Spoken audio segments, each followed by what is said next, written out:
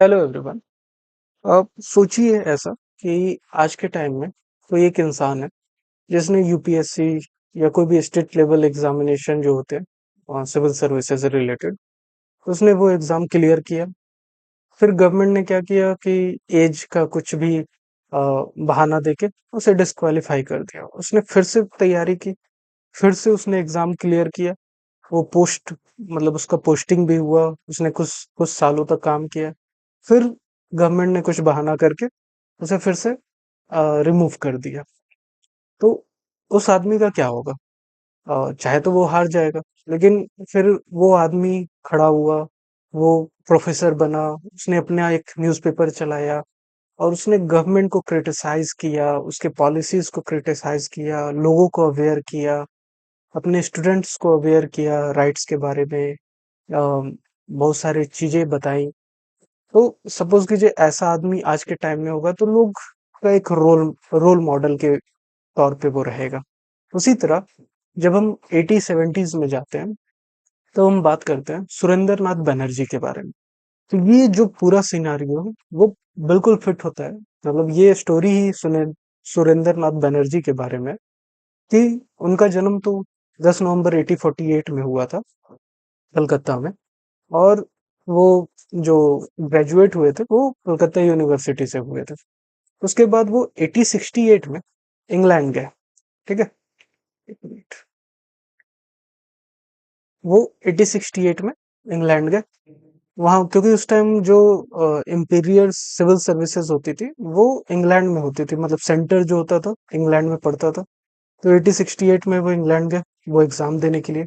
1869 में उन्होंने exam clear किया, लेकिन कुछ एज डिस्प्यूट था, जैसे हिंदू रिलीजन में, कि जब मतलब वो होता है ना कि मान लिया जाता है कि हाँ गर्भ से है, उसी टाइम से काउंट होता था एज।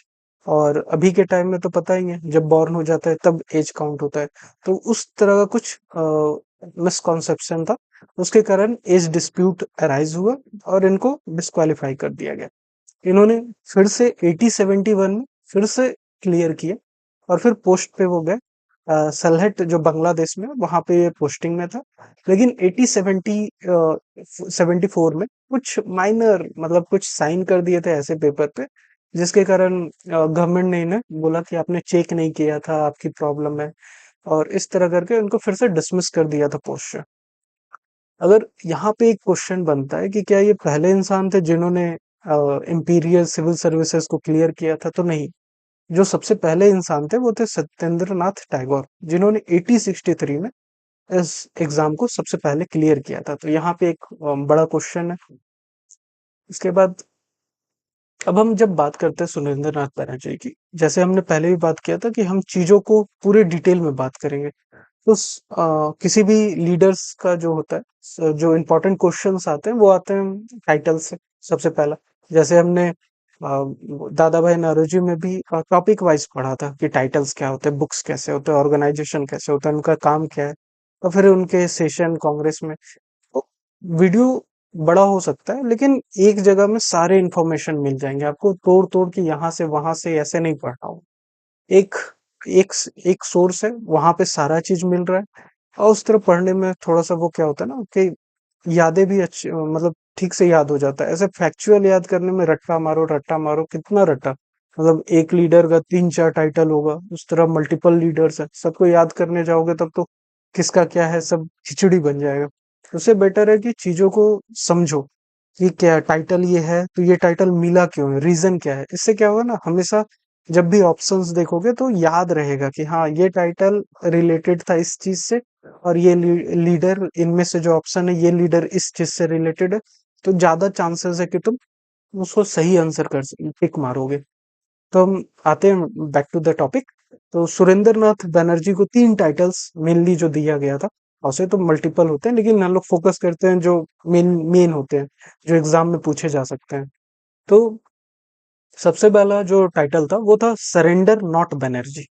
जनरली क्या होता था, जैसे हमने पढ़ा था कि जो इन्होंने आईसीएस जो इंपीरियल सिविल सर्विसेज एग्जाम में निकाला, फिर डिस्क्वालीफाई हुए, ये कोर्ट में गए, चैलेंज किया, फिर से एग्जाम दिया, फिर क्लियर किए। तो और इस तरह बहुत सारे इवेंट आए जिसमें ये इनके ऊपर ब्रिटिश ब्रिटेन गवर्नमेंट और गवर्नेंस ने इन पे बहुत सारा रोकथाम किया, इनको डिस्क्वालीफाई किया, इनको जेल में डाला, लेकिन हर बार ये फाइट बैक किए थे। तो जो ब्रिटिश की मीडिया थी या जो न्यूज़पेपर थे ब्रिटिश के, उन्होंने एक मजाक में लिखा था कि ये सुरेंद्र नाथ नहीं, सरेंडर नॉट बनर्जी है।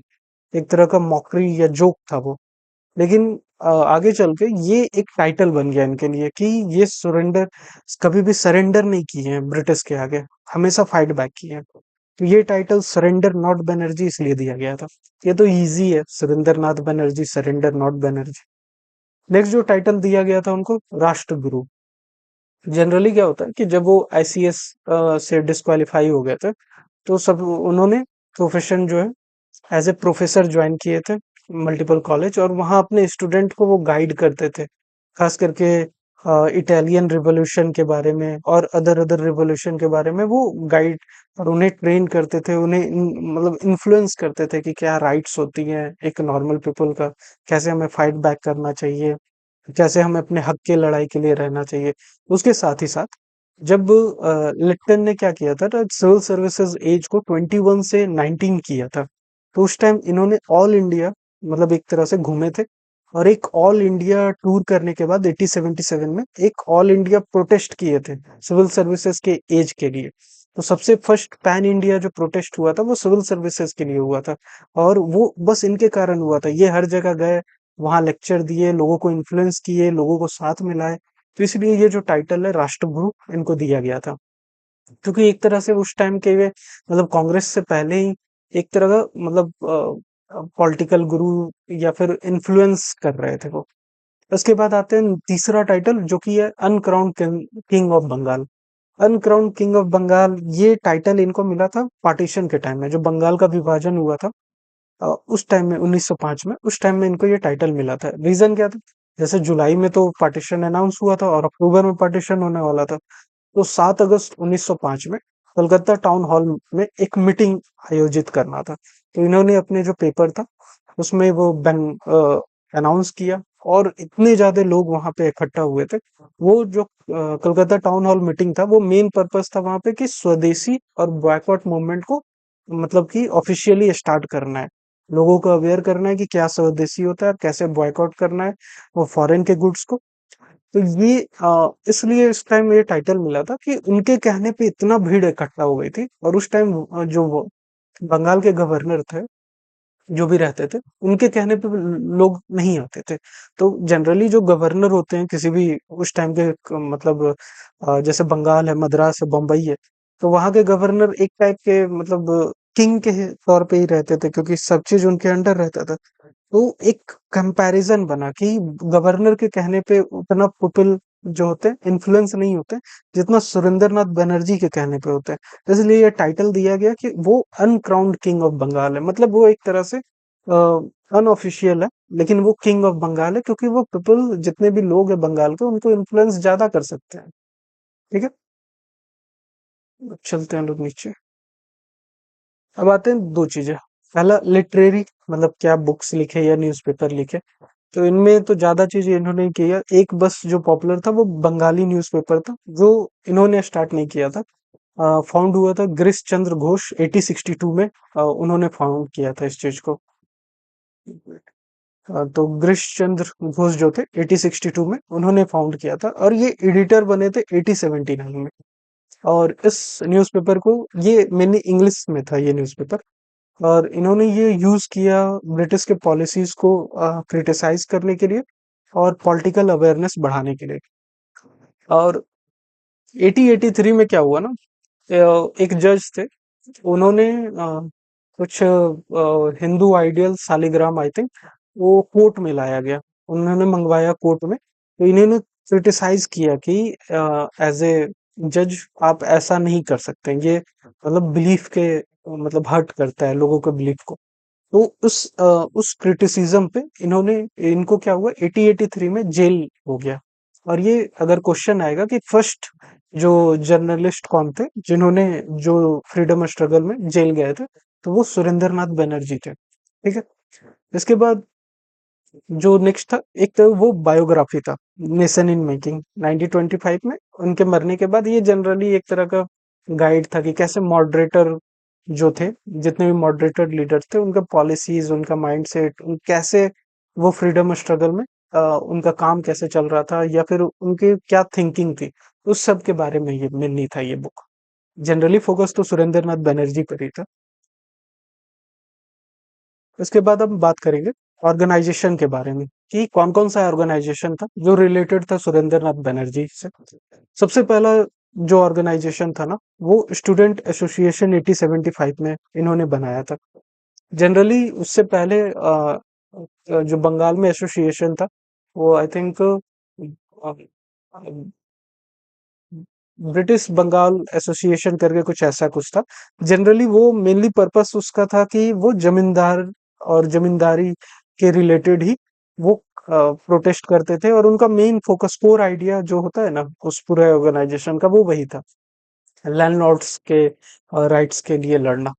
तो इनको वो नहीं चाहिए था, ये सोच रहे थे कि कुछ ऐसा हो जो ओवरऑल पब्लिक, जो मेनली जो हमारे राइट्स हैं, या हमारे जो एक्ट्स आ रहे हैं, या ओवरऑल पब्लिक के जितने भी राइट्स, उनके ड्यूटीज, उनके कैसे एक्ट्स या कौन सी पॉलिसी उन पे इम्पैक्ट करेगी, कुछ ऐसा ऑर्गेनाइजेशन हो जहाँ पे ये सब टॉक हो सके, नॉर्मल लोगों के बारे में, नॉर्मल लोगों के प्रॉब्लम्स के बारे में टॉक हो।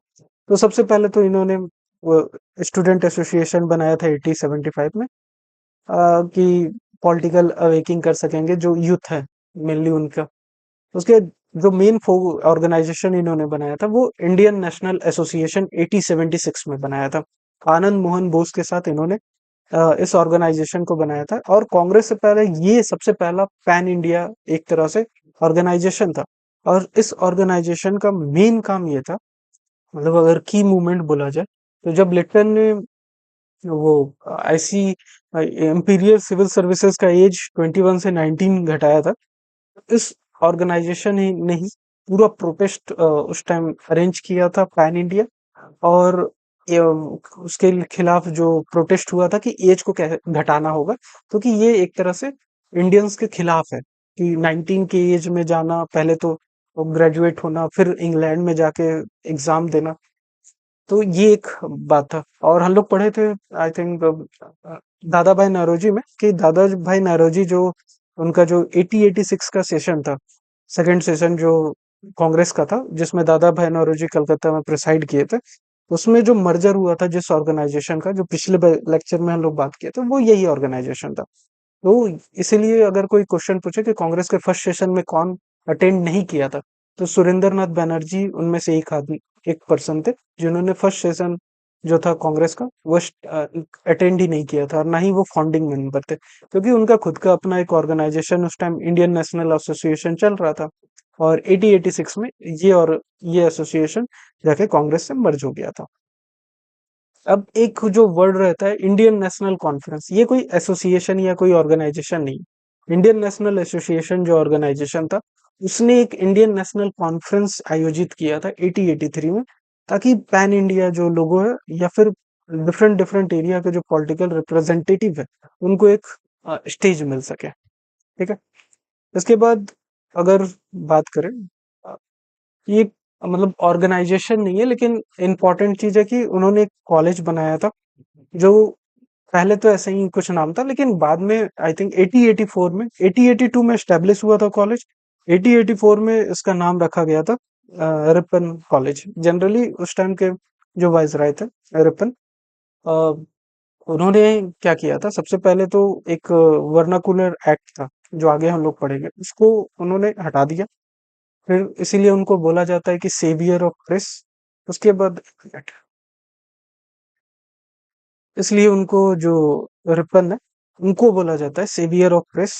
उसके बाद उन रिपन को ही बोला जाता है father of local self government. क्यों? क्योंकि इन्होंने बहुत सारे पॉलिसीज बनाए थे, जिससे जस्ट लाइक म्युनिसिपल बोर्ड, जिसमें जो इंडियन रिप्रेजेंटेटिव्स है, वो अ, मतलब उनका हिस्सेदारी ज्यादा बढ़ेगा लोकल गवर्नेंस में। ठीक है।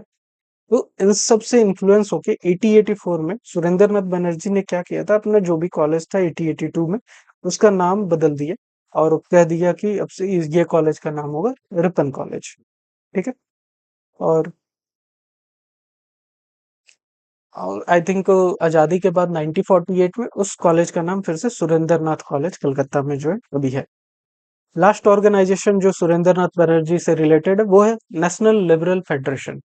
हुआ क्या था कि 1890 सॉरी 1999 में जो एक्ट आया था, मॉन्टेग्यू चेस्टरफोर्ड एक्ट, उसमें क्या हुआ था, सुरेंद्र नाथ बनर्जी इस एक्ट को सपोर्ट कर रहे थे क्योंकि मॉडरेटर्स हैं, वो तो हमेशा कॉन्स्टिट्यूशनल वे से जाएंगे कि हाँ हम कॉन्स्टिट्यूशन को फॉलो करेंगे, रिप्रेजेंटेटिव होगा, अपना आवाज उठाएंगे पार्लियामेंट में, रिफॉर्म्स लाएंगे, रूल ऑफ लॉ एस्टेब्लिश करेंगे।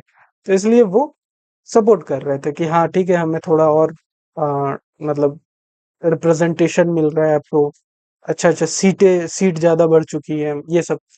और उस टाइम पे गांधी जी एक्टिवेट थे, और उसके साथ ही साथ बहुत सारे एक्सट्रीमिस्ट जो लीडर्स थे वो भी एक्टिवेट थे, मतलब उनका मतलब फ्रीडम स्ट्रगल में एक अच्छा रोल वो कर रहे थे। तो इसलिए वो लोग तो मतलब कांग्रेस तो सीधे रिजेक्ट कर दिया था इस एक्ट को, और इनको सपोर्ट करना, तो इसलिए वहां पे डिवीजन आ गया। तो ये डिवीजन आने के कारण इन्होंने कांग्रेस को छोड़ा, और कांग्रेस को छोड़ते ही इन्होंने एस्टैब्लिश किया नेशनल लिबरल फेडरेशन 1999 में। ठीक है। अब आगे बढ़ते हैं। अब सबसे पहले बात करते हैं कि कुछ जो मेजर कंट्रीब्यूशन या मेजर वर्क ही बोल दे इसके बारे में। तो सबसे पहले जो हम लोग पहले बात कर सके कि उनका जो आईसी इंपीरियल सिविल सर्विसेज का जो करियर था उसके बारे में, कि कैसे वो क्वालिफाई हुए, फिर डिस्क्वालीफाई हुए, फिर कैसे 1874 में उनको हटा दिया गया, फिर 77 से 78 जब लिप्टन ने एज को 21 टू 19 किया था तो वो एक पैन इंडिया प्रोटेस्ट किया था। तो ये तो हम लोग पहले ही डिस्कस कर चुके हैं। अब आते हैं स्वदेशी मूवमेंट पे। स्वदेशी मूवमेंट में क्या था कि इन्होंने बढ़ चढ़ के हिस्सा लिया था। जनरली जो हम लोग ने बात किया था कि टाउन हॉल कलकत्ता में जो आई थिंक अगस्त 7 1905 में उन्होंने लोगों को बुलाया, तो वहां पे वो क्या करना चाहते थे कि बॉयकॉट, जो फॉरेन गुड्स है उसको बॉयकॉट करो, क्योंकि इनको पता था कि इकोनॉमिक बॉयकॉट जो होगा वो एक बिटर पॉलिटिकल वेपन है ब्रिटिश रूल के खिलाफ। तो उन्होंने सबसे पहला बॉयकॉट स्टार्ट किया था, और उसके साथ साथ स्वदेशी सामान जो है उस पे ज्यादा फोकस हो, ये बोला था। तो इसलिए स्वदेशी मूवमेंट जो था बंगाल पार्टीशन का, उसमें इन्होंने एक की रोल अपनाया था, जो हम लोग पहले ही बात कर सकते हैं, टाउन हॉल वाला, कि लोगों को बुलाया, वहां पे स्वदेशी के बारे में बताया, बॉयकॉट के बारे में बताया। और इन्होंने ही बोला था कि बॉयकॉट एक ऐसा टूल है, इकोनॉमिक बॉयकॉट एक ऐसा टूल है जो बहुत ही कारगर, मतलब 100% एफिशिएंट होगा ब्रिटिश रूल और ब्रिटिश गवर्नेंस के खिलाफ। ठीक है। इसके बाद जो नेक्स्ट इम्पोर्टेंट इनका काम था, जैसे कि लिप्टन जो था वायसराय, उसने 78 में दो एक्ट लाया, एक वर्नाकुलर प्रेस एक्ट और दूसरा नीचे में जो है आर्म्स एक्ट। दो एक्ट लिप्टन ने उस टाइम पे लाया था। तो पहला बात करते हैं हम वर्नाकुलर प्रेस एक्ट के बारे में कि ये क्या है। तो वर्नाकुलर प्रेस एक्ट जो होता था उसमें क्या था मेनली, पहले तो लॉर्ड लिप्टन इसको इनेक्ट किया था। जितने भी इंडियन लैंग्वेज वाले न्यूज़पेपर थे ना, जैसे कि हिंदी, बंगाली, उर्दू, मराठी, तमिल, इस पे क्या हुआ कि जो जनरली एक कॉन्टेक्स्ट बताता है कि ब्रिटिश की जितनी भी पॉलिसीज थी, जैसे फेमाइन हो गया, मिसमैनेजमेंट हो गया, हेवी टैक्सेशन हो गया, एडमिनिस्ट्रेटिव इनजस्टिस हो गया, इस पे लोग पेपर में क्रिटिसाइज करने लगे, आर्टिकल्स लिखने लगे। तो क्या हुआ कि लेटर ने क्या किया कि जितने वर्नाकुलर लैंग्वेजेस हैं, मतलब लोकल लैंग्वेजेस हैं, इंग्लिश को छोड़ के, इंग्लिश तो लोकल नहीं है, उस पे क्या किया, एक तरह का बैन लगाया कि जो भी वर्नाकुलर लैंग्वेज होंगे, हिंदी, बंगाली, उर्दू, मराठी, तमिल, वो अपना जो प्रेस होगा उसको पहले डिस्ट्रिक्ट मजिस्ट्रेट उसको मॉनिटर करेगा, उनके प्रेस को, न्यूज़पेपर को, और उनको एक सिक्योरिटी डिपॉजिट जमा करना होगा। अगर वो कुछ भी एंटी गवर्नमेंट कुछ कंटेंट देते हैं तो उनके प्रेस को सीज कर लिया जाएगा, और उन सबसे इम्पोर्टेंट बात, उनके पास कोई राइट नहीं होगा अपील करने का, कोई राइट नहीं है कि आप चैलेंज कर सकते कि ये जो मुझ पे इल्जाम लगा है वो गलत है, कोई राइट नहीं था। तो इस तरह से भी एक तरह का डिस्क्रिमिनेटरी था कि आप वर्नाकुलर एक्ट पे इतना बड़ा मतलब पाबंदी लगा रहे हैं, और वहीं पे इंग्लिश न्यूज़पेपर है उस पे नहीं लगा रहे हैं, क्योंकि जनरली उस टाइम इंग्लिश न्यूज़पेपर जो था वो ब्रिटिश या यूरोपियन काउंटर पार्ट ही चलाते थे। और इंडियन उतना इंग्लिश पढ़ते नहीं थे उस टाइम, तो वर्नाकुलर में ज्यादा इम्पैक्ट पड़ रहा था। तो इसलिए ये सब रूल्स थे उनके।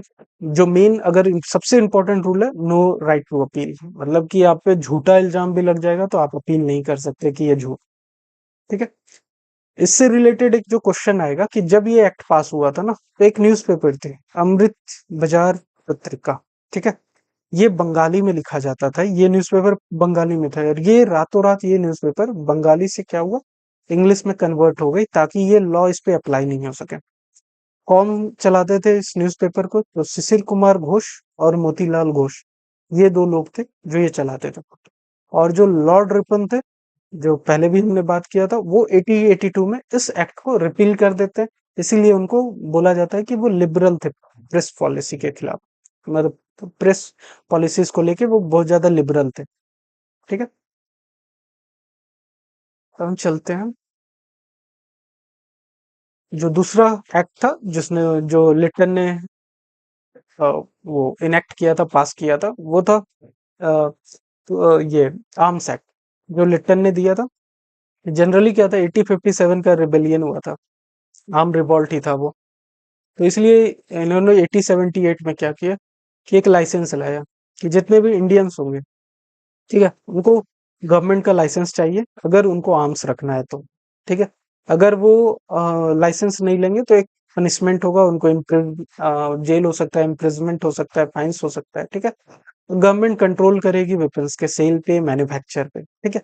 लेकिन यहाँ पे एक तरह का रेशियल डिस्क्रिमिनेशन ये था कि वहीं पे यूरोपियन और एंग्लो इंडियंस, जो, ना कि गवर्नमेंट, लोकल यूरोपियंस और मतलब नॉर्मल पीपल जो होते हैं, यूरोपियन पीपल और नॉर्मल एंग्लो इंडियन पीपल, ये एग्जेम्प्टेड थे।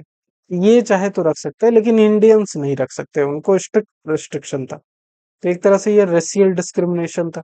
तो इसके खिलाफ भी जो सुरेंद्र नाथ बनर्जी है, उन्होंने प्रोटेस्ट किया था। अब अगर बात करें सुरेंद्र नाथ बनर्जी के टाइम पे, एक जो और कंट्रोवर्शियल बिल जो अगर बोला जाए, क्योंकि जब हम बात कर रहे हैं तो सब चीज को एक जगह कर लो। इससे क्या होगा कि जब पढ़ोगे या कभी भी रिवाइज करोगे, तो तोड़ तोड़ के नहीं, अच्छा इसमें यहाँ था, यहाँ था, यहाँ था, एक लीडर के चारों ओर क्या हुआ था, सारा चीज याद रहेगा। वर्नाकुलर एक्ट क्या था, अब वो मल्टीपल लीडर भी उसमें शामिल है, लेकिन एक जगह अगर पढ़ लोगे तो हर जगह फिर वो यूज कर सकते हो। उसी तरह आर्म्स एक्ट है। ठीक है। उसी तरह एक और इम्पोर्टेंट एक्ट था जो था एल्बर्ट बिल कंट्रोवर्सी। इसमें हुआ क्या, देखो, लॉर्ड रिपन थे ना, जो वाइसराय, जो हम लोग बात किया था, उन्होंने एक प्रपोजल लाया कि इससे पहले क्या होता था, इंडियन जजेस जो थे वो यूरोपियन, जो, जैसे नहीं होता है कि ऑफेंडर जो होंगे वो यूरोपियन होंगे या एंग्लो इंडियन होंगे। ठीक है। तो यूरोपियन ऑफेंडर को इंडियन जजेस कभी भी सिट नहीं कर सकते थे, उनका केस देखने के लिए वो नहीं बैठ सकते थे। ठीक है। तो लॉर्ड रिपन ने क्या बोला कि अब से इंडियन जजेस जो हैं वो भी यूरोपियन गुनहगार जो होंगे, ऑफेंडर्स जो होंगे, उनका केस वो देख सकते हैं, वो जजमेंट पास कर सकते हैं। क्यों? क्योंकि ये इक्वालिटी बिफोर लॉ होगा। ठीक है। लेकिन हुआ क्या, यूरोपियन ने, उस रिएक्शन क्या हुआ, वाइट वाइट मिटेनी लोग, ब्रिटिश कम्युनिटी जो इंडिया में थी, वो अपोज की, भयंकर अपोज की, कि नहीं, इंडियंस कैसे हमें जज कर सकते हैं, हम सुपीरियर रेस है, इंडियंस हमसे इंफीरियर है, वो वाला केस। तो इसके लिए क्या हुआ कि कॉम्प्रोमाइज स्टार्ट होने लगा, बिल को डाइल्यूट करना स्टार्ट करने लगे। और सबसे बड़ा जो डाइल्यूशन हुआ कि यूरोपियन जब भी ऑफेंडर होंगे, वो डिमांड करेंगे कि उनको ज्यूरी चाहिए। कैसी ज्यूरी चाहिए? जो कि व्हाइट मेंबर मेजोरिटी हो। सपोज करो, पहले हम ज्यूरी बता देते हैं। सपोज करो कि एक जज है, ठीक है, और 10 ज्यूरी है। अब उन 10 ज्यूरी में जज ने बोला कि ये गुनहगार है। 10 ज्यूरी में से मानो कि मेजोरिटी, मानो 7 या मेजोरिटी 6 मान लेते हैं, 6 ज्यूरी ने बोला कि नहीं, ये गुनहगार नहीं है, इसे रिलीज कर दो। तो जज, जो मेन जज है, उनका रिजेक्ट हो जाएगा जजमेंट, और ज्यूरी का मेजोरिटी को माना जाएगा। ठीक है। तो यहाँ डाइल्यूशन ऐसे हुआ कि इंडियन जजेस तो जज कर सकते हैं, वो पास कर सकते हैं जजमेंट यूरोपियन ऑफेंडर पे। तो डाइल्यूट ऐसे किया कि जो ज्यूरी था ना, उसमें जब भी यूरोपियन ऑफेंडर्स आएंगे, वो डिमांड करेंगे कि ज्यूरी में मेजोरिटी वाइट मेंबर्स की हो। मतलब 10 ज्यूरी है तो उसमें 6 से 7 मेंबर वाइट होने चाहिए। क्यों? क्योंकि अगर जज कुछ खिलाफ में दे दे, यूरोपियन के खिलाफ में जजमेंट दे दे, तो ये ज्यूरी क्या करेगी, उसको रिजेक्ट कर देगी। तो इस तरह कभी भी यूरोपियन ऑफेंडर जो है कभी भी इंडियन जजेस के थ्रू पनिश नहीं हो पाएंगे। ठीक है। तो ये पूरा इल्बर्ट बिल कंट्रोवर्सी था जो 1883 से 1884 के बीच में आया था। ये प्रॉपरली एक रेशियल बायस था ब्रिटिश रूल का। और ये भी एक तरह का नेशनल अवेकिंग था कि कैसे कैसे जो ब्रिटिश गवर्नमेंट है वो इतना अंदर से करप्ट है कि वो कभी भी अलाउ नहीं करेगी इंडियंस को कि वो रूल ऑफ लॉ एस्टेब्लिश हो, वो फ्रीली अपने राइट्स को एंजॉय कर सके। ठीक है। चलते हैं आगे।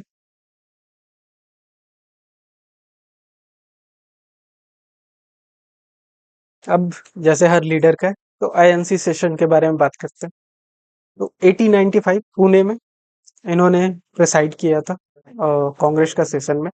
उसमें जनरली वही लेजिस्लेटिव काउंसिल और इकोनॉमिक ड्रीम थ्योरी, इन सब के बारे में, और जो सिविल सर्विसेज था वो इंडिया और इंग्लैंड ये सब में हो सके, यही सब के बारे में ये टॉपिक था।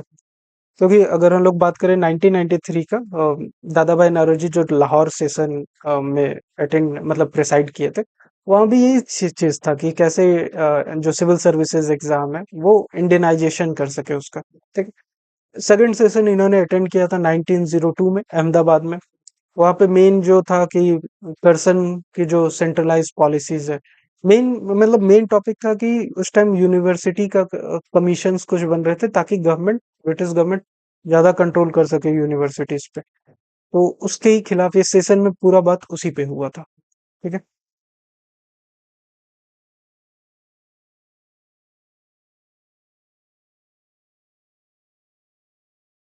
अब आगे चलते हैं लास्ट पॉइंट जो कि है क्रिटिसिज्म और लिमिटेशन। सबसे पहला तो सुरेंद्रनाथ बनर्जी मॉडरेटर्स थे, तो जितना भी मॉडरेटर्स का जो भी क्रिटिसिज्म है वो इन पे भी अप्लाई होगा। कुछ जो अदर जैसे कि पीपीपी वाला मॉडल, पिटिशन, प्रोटेस्ट, ये सब वाला, वो सब तो इन पे भी अप्लाई होगा। तो हम जो नॉर्मल है उसको तो बात नहीं करते, हम कुछ स्पेसिफिक क्रिटिसिज्म या कुछ स्पेसिफिक पॉइंट बात करते हैं जो इनसे रिलेटेड था। ठीक है। तो सबसे पहला जो डिक्लाइन हुआ था इनके पॉलिटिकल इन्फ्लुएंस का, वो ऐसे हुआ था कि इन्होंने मॉन्टेस्क्यू चेम्सफोर्ड रिफॉर्म्स को एक्सेप्ट किया था कि नहीं ये सही है, और कांग्रेस ने क्या कर दिया था, रिजेक्ट कर दिया था। वहां से सेपरेट हुए कांग्रेस से, यानी कांग्रेस उस टाइम मेन मेन पॉलिटिकल थी, मतलब जो मेन स्ट्रीम में कांग्रेस ही चल रही थी, गांधी जी चल रहे थे। एक तो वहां से ये थोड़ा सा डाइवर्ट हो गए। एक्सट्रीमिस्ट भी जो एक टाइम के राष्ट्रगुरु थे, अब एक्सट्रीमिस्ट भी इनको देख रही थी कि नहीं, इनका जो स्टेप्स है, या यूथ भी इनको देख रही थी कि इनका जो स्टेप्स है वो सही नहीं है। ये कुछ ज्यादा गवर्नमेंट के, मतलब ऐसा देखा जा रहा था, मतलब ऐसा नहीं, परसेप्शन बन जाता है कि अगर कोई कुछ नहीं बोल रहा है तो वो ज्यादा प्रो हो गया। ठीक है। तो ऐसा माना जा रहा था कि वो गवर्नमेंट के ज्यादा ज्यादा करीब जा रहे हैं, और फ्रीडम स्ट्रगल में जो डिमांड है हमारे राइट्स का वो नहीं हो रहा था। तो ब्रेकेज जो हुआ था, और इन्होंने नेशनल लिबरल फेडरेशन बनाया था। ठीक है। 1920 आई थिंक 1921 में इन्होंने नाइटहुड एक्सेप्ट किया था। याद होगा जालियांवाला बाग में बहुत सारे लोगों ने नाइटहुड को वापस कर दिया था, लेकिन 1921 में इन्होंने एक्सेप्ट किया था, इनको नाइटहुड मिला था उस टाइम। सर का जो टाइटल होता है वो बन मिला था, और मिनिस्टर बने थे बंगाल में। और जो कलकत्ता म्युनिसिपल एक्ट है बनने के बाद इन्होंने 1923 में वो पास किया था। तो इसीलिए इनको बोला जा रहा था कि ये टू कोऑपरेटिव है ब्रिटिश रूल के साथ। लेकिन जनरली मॉडरेटर्स क्या थे ना, वो हमेशा फॉलो करते थे कॉन्स्टिट्यूशनल पाथ, कि हम घुस के अंदर में रिफॉर्म्स लाएंगे, अपनी बात रखेंगे, एक्ट्स लाएंगे, पॉलिसीज लाएंगे, पिटिशन करेंगे, लोगों को अवेयर करेंगे, ब्रिटिश गवर्नमेंट को अवेयर करेंगे, और with under rule of law हर चीज करके हम रिफॉर्म्स लाएंगे। ठीक है। यहाँ से एक चीज जो पता चलता है कि 1923 में जब स्वराजिस्ट जो थे, ठीक है, मतलब जो जाना चाहते थे, अगर ऐसे बात किया जाए वो तो बाद में हम लोग पढ़ेंगे। ये लोग वो लोग थे जो, जैसे दो डिवीजन हुआ था, इलेक्शन होने वाला था उस टाइम ना। तो कुछ लोग चाहते थे कि नहीं, हम लोग ब्रिटिश गवर्नमेंट में इलेक्ट कोई भी पोजीशन नहीं लेंगे, हम बाहर से प्रोटेस्ट करेंगे, रोड पे बॉयकॉट वॉयकॉट जितना भी प्रोटेस्ट है, सत्याग्रह सब रोड पे करेंगे। एक मानना था कि नहीं, हम इलेक्शन लड़ेंगे, हम सीट लेंगे मेंबर ऑफ पार्लियामेंट या एमपीज का, और वहां पे जाके इंटरनल जो काउंसिल है उसको डिसरप्ट करेंगे, उसको वहां पे प्रॉब्लम क्रिएट करेंगे ताकि हमारी बातें को सुना जाए। तो स्वराजिस्ट क्या चाहते थे कि ब्रेकिंग करना काउंसिल को फ्रॉम विद इन, मतलब अंदर से काउंसिल को चलने ना देने। और जो सुरेंद्र नाथ बनर्जी थे वो इसके खिलाफ थे कि ये गलत है। ठीक है, तो दो तीन पॉइंट मिल गया। एक, कांग्रेस से डिवीजन, नाइटहुड एक्सेप्ट किए, मिनिस्टर के पोस्ट एक्सेप्ट किए। उसमें एक फायदा ये था कि कलकत्ता म्युनिसिपल एक्ट इन्होंने पास करवाया। फिर स्वराजिस्ट जो थे, जो चाहते थे कि इलेक्शन लड़के काउंसिल के अंदर जाके काउंसिल को डिसरप्ट करना, चलने नहीं देना, उसके भी अपोजिट ये बोले थे कि ये स्ट्रैटेजी सही नहीं है। ठीक है, इसलिए जब 1923 में इलेक्शन हुआ और ये जब खड़ा हुए बंगाल से, तो जो स्वराज पार्टी के कैंडिडेट थे, डॉक्टर विधान चंद्र रॉय, ठीक है, उन्होंने इन्हें डिफीट किया। विधान चंद्र रॉय जीत गए, और यहीं पे जो सुरेंद्र नाथ बनर्जी है उनका पॉलिटिकल कैरियर खत्म हुआ। ये जो अगर हम बात करें विधान चंद्र रॉय की, ये सेकंड चीफ मिनिस्टर बने जाके आगे चल के वेस्ट बंगाल के। ठीक है, ये सब कुछ इंपॉर्टेंट पॉइंट है। और हम इसी तरह और भी जो लीडर्स हैं उनके बारे में बात करेंगे आगे चल के, और हर लीडर्स के माइन्यूट डिटेल्स, कंप्लीट डिटेल्स, हर जगह एक जगह। इससे क्या होता है ना, बहुत सारे छोटे छोटे पॉइंट्स होते हैं। जैसे अभी कौन हरा है स्वराजिस्ट पार्टी का, जैसे इलेक्टोरल डिफीट है 1923 में, डॉक्टर विधान चंद्र रॉय इन्होंने हराया। ये सब बहुत छोटे छोटे पॉइंट है, इनको अगर सेपरेटली रटोगे ना तो कभी याद ही नहीं होगा। उससे अच्छा कि किसी एक लीडर के साथ फुल स्टोरी में अगर पढ़ोगे ना, तो इंटरकनेक्टिविटी के कारण ये चीजें याद रहेंगी। और अगर इस चीज को कहानी के साथ रटोगे तो ज्यादा चांसेस है कि तुम, पहला तो कि याद रहेगा, दूसरा तुम लीडर्स को इंटरकनेक्ट कर सकते हो, चीजें जान सकते हो इंटरनली, ये क्यों हुआ, इसका रीजन क्या था, ये टाइटल क्यों मिला, ये पेपर क्यों आया, ये ऑर्गेनाइजेशन क्यों बना, इनका इम्पैक्ट क्या था, ये सब बिल्स आए तो उसमें मतलब वो क्या बोलते हैं, रिस्पॉन्स क्या था। अब ऐसे जनरली पॉइंटर में पढ़ोगे ना, मॉडरेटर ऐसे थे, मॉडरेटर ये किए, तो अगर सब्जेक्टिव क्वेश्चन में बात किया जाए कि मॉडरेटर्स की पॉलिसीज के बारे में या डिमेरिट के बारे में दिया जाए लिखने के लिए, तो वहां तुम जनरल पॉइंट लिख के आ जाओ तो कैसा लगेगा, सोचो। और वहीं पे कोई आदमी अच्छे से, जैसे अभी हमने दादा भाई नौरोजी के बारे में पढ़ा, वो मॉडरेटर थे, उनके कुछ स्पेसिफिक नेगेटिव और लिमिटेशन था, क्रिटिसिज्म था। अभी हमने सुरेंद्र नाथ बनर्जी के बारे में पढ़ा, उनके कुछ क्रिटिसिज्म और लिमिटेशन। तो अगर मॉडरेटर्स में तुम ऐसे स्पेसिफिक लीडर्स के साथ उनके क्रिटिसिज्म के बारे में लिखोगे, तो तुम खुद कंपेयर करो कि एक जनरल आंसर और एक इस तरह से फैक्ट के साथ भरा हुआ आंसर कौन ज्यादा मायने रखता है।